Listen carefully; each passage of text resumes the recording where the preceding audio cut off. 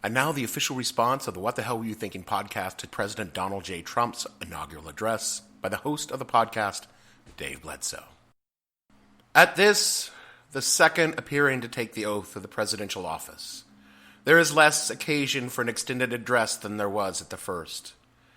Then a statement somewhat in detail of a course to be pursued seemed fitting and proper.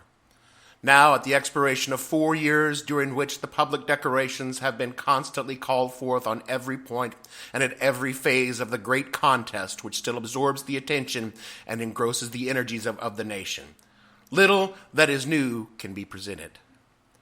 The progress of our arms, upon which all else chiefly depends, is well known to the public and myself, and it is, I trust, reasonably satisfactory and encouraging to all.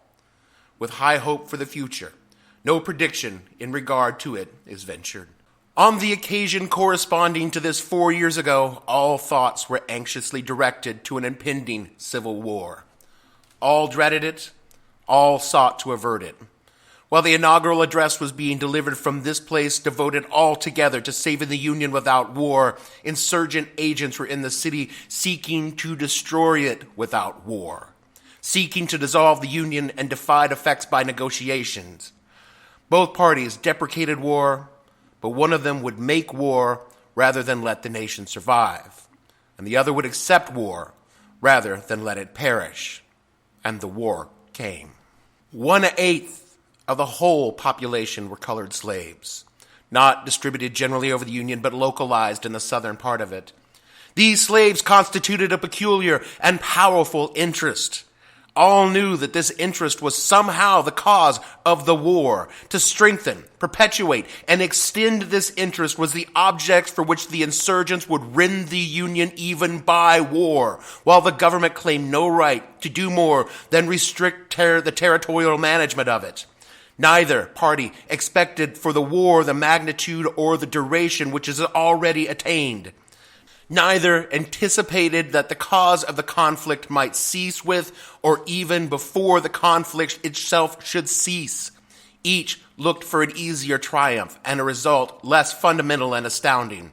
Both read the same Bible, pray to the same God, and each invokes his aid against the other. It may seem strange that any man should dare to ask a just God's assistance in wringing their bread from the sweat of other men's faces, but let us judge not that we be judged. Prayers of both could not be answered. That of neither has been answered fully. The Almighty has his own purposes. Woe unto the world because of offenses, for it must needs be that offenses come, but woe to that man by whom the offense cometh. If we shall suppose that American slavery is one of those offenses, which in the providence of God must needs come, but which, having continued through his appointed time, he now wills to remove, and that he gives both in North and South this terrible war as the woe due to those by whom the offense came, shall we discern therein any departure from those divine attributes which the believers in a living God always ascribe to him?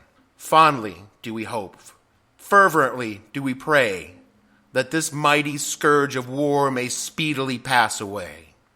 Yet if God wills that it continue until all the wealth piled by the bondsman's 250 years of unrequited toil shall be sunk, until every drop of blood drawn with the lash shall be paid by another drawn with the sword, as was said 3,000 years ago, so it must be said, the judgments of the Lord are true and righteous altogether. With malice towards none, with charity for all, with firmness in the right as God gives us to see the right, let us strive on to finish the work we are in, to bind up the nation's wounds, to care for him who shall have borne the battle and for his widow and his orphan, to do all which may achieve and cherish a just and lasting peace amongst ourselves and with all nations. I say this as a fervent atheist and without a hint of irony. But God saved the United States from the coming 4 years.